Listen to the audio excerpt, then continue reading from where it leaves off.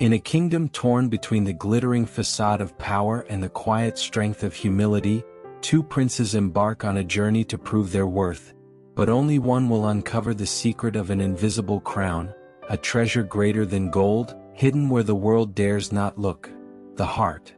The sun dipped low over the hills of Galilee, casting a golden hue across the landscape and setting the sky ablaze with streaks of orange, pink, and purple. The disciples gathered around Jesus under a large olive tree whose branches stretched outward like a protective canopy. The air was still, save for the occasional rustle of leaves as a soft breeze carried the scent of wildflowers and earth. Peter sat closest to Jesus, his calloused hands resting on his knees as he gazed at the Master with a mix of reverence and uncertainty.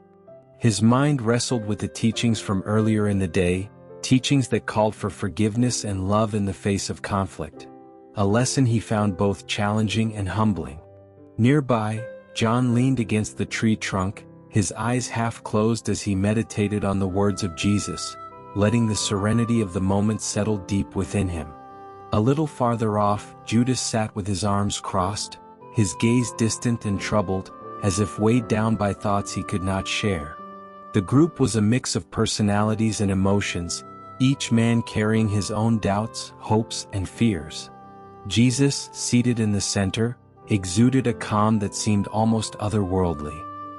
His robe was simple, his feet dusty from the day's journey, but there was an undeniable majesty in his presence.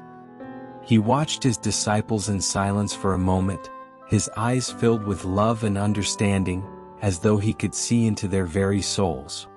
Then, in a voice that was both soft and commanding, he spoke. "Let me tell you a story," he began, his words immediately capturing their attention.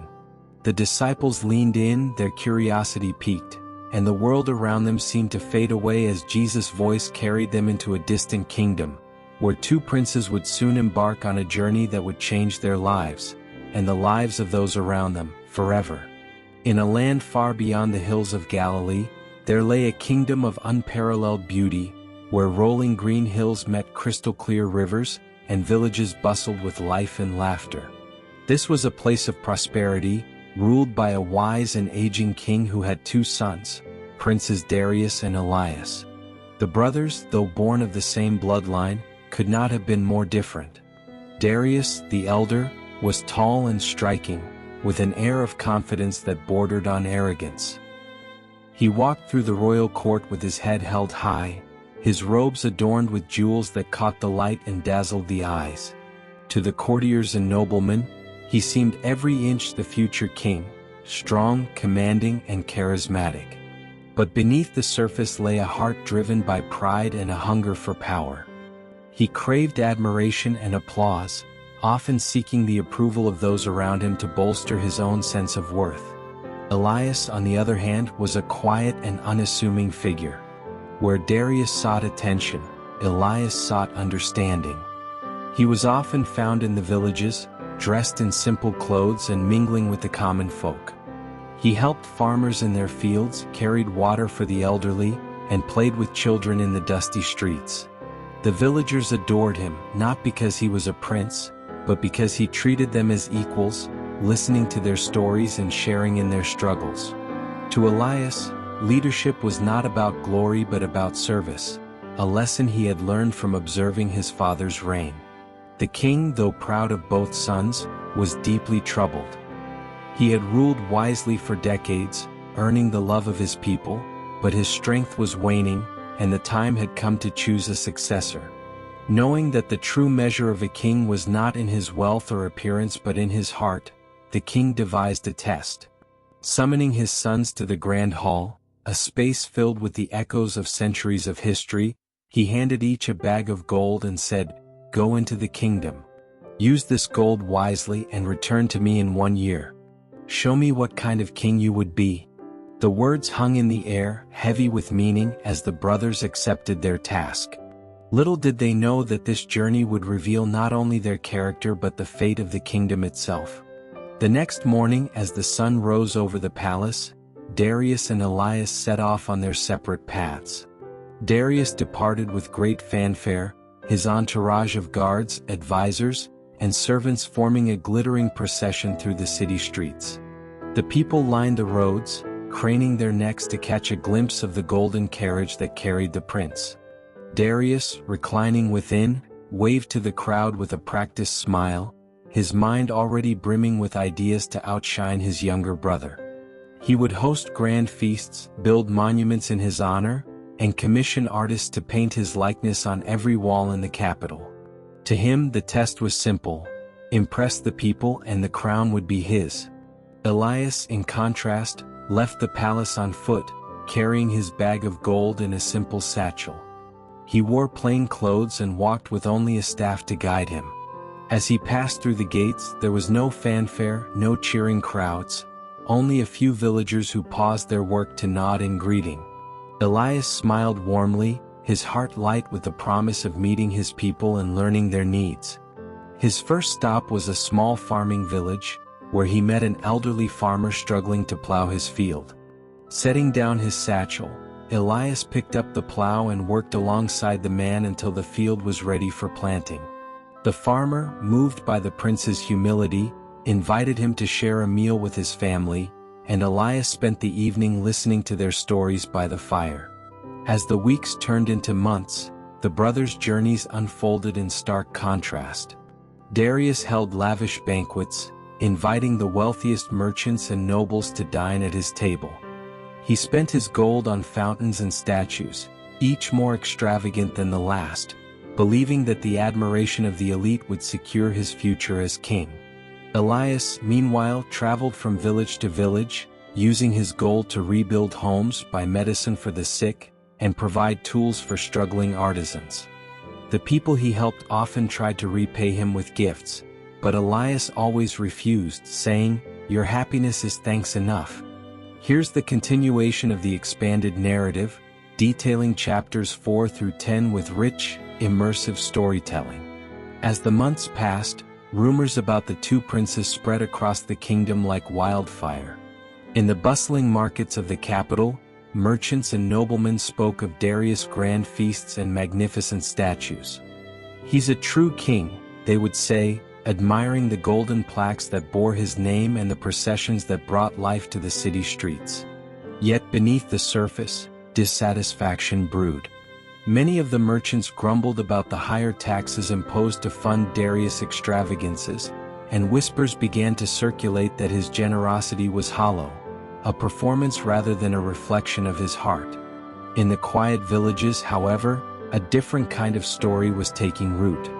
Farmers spoke of Elias, who had helped repair their tools and taught them better ways to cultivate their land.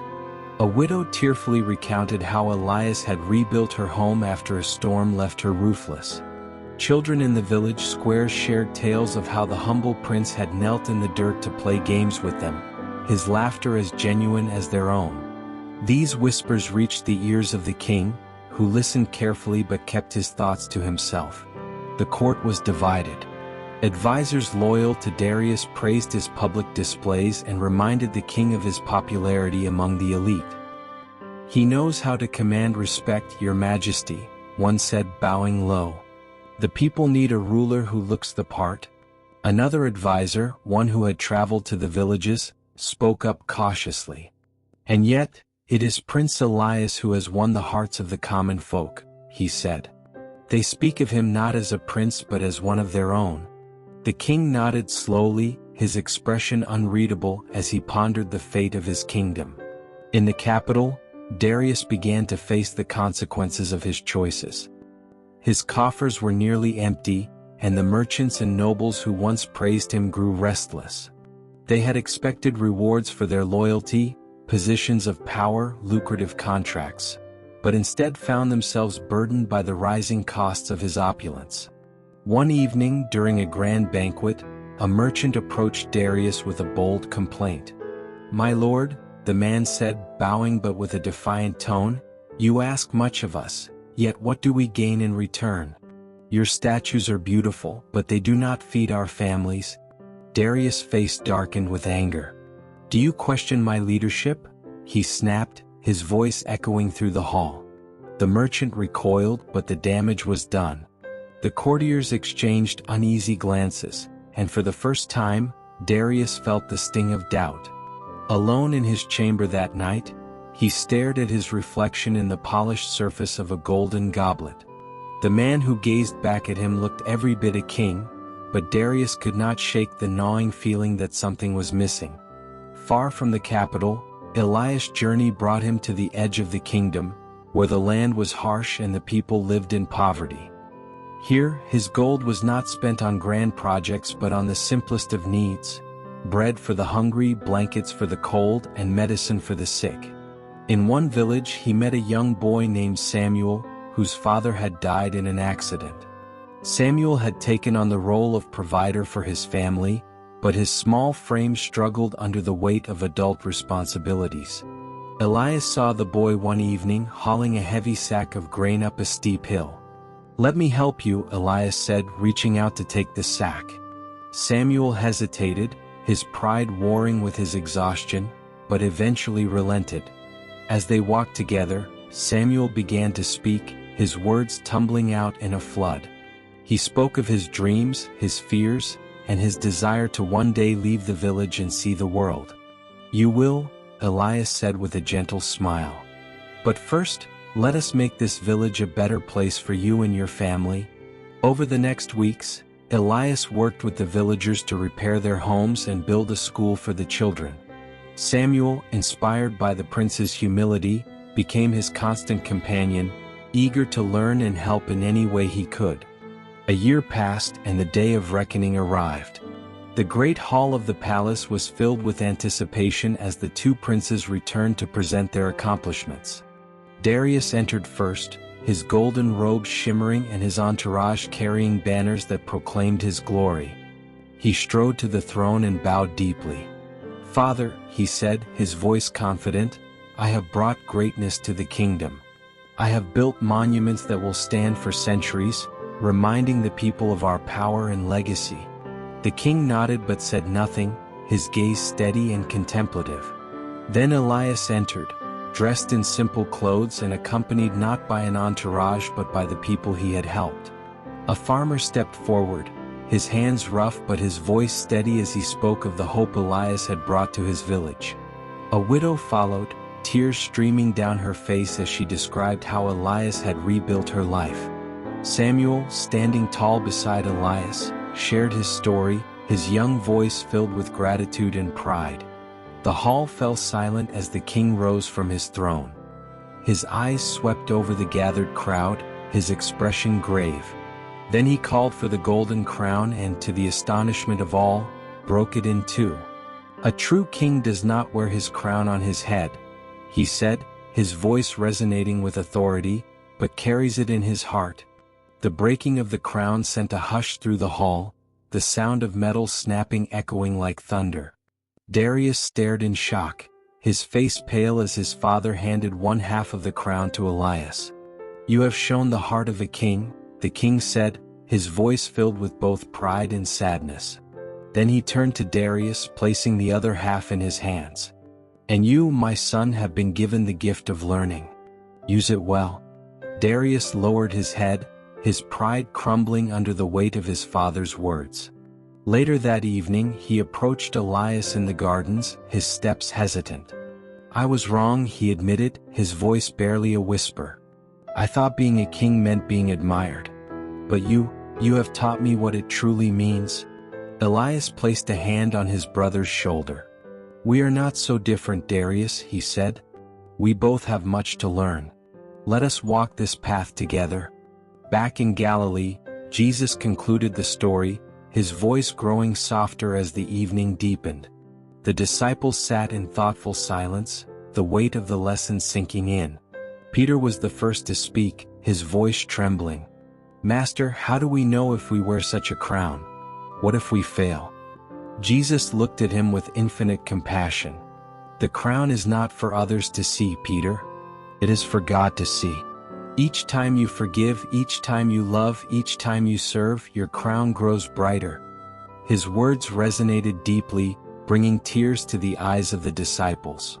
Judas too was moved, though a shadow of doubt lingered in his heart, hinting at the struggles yet to come. As the disciples left the hillside, their hearts were filled with a renewed sense of purpose. They carried the weight of the invisible crown Jesus had spoken of, understanding that their mission was not to seek glory but to serve with love and humility. Jesus remained on the hill for a moment, gazing at the horizon where the last rays of sunlight met the earth. His expression was one of quiet resolve, a reminder that the greatest acts of love often go unseen by the world but are celebrated in heaven. And so, the lesson of the invisible crown lived on, not only in the hearts of the disciples but in all who heard the story, a beacon of hope and a call to live with love, humility, and purpose. This is end of the story. Comment Amen if you believe in Jesus' blessings. Please like this video and subscribe this channel for more Jesus story like this. May the God watch over you.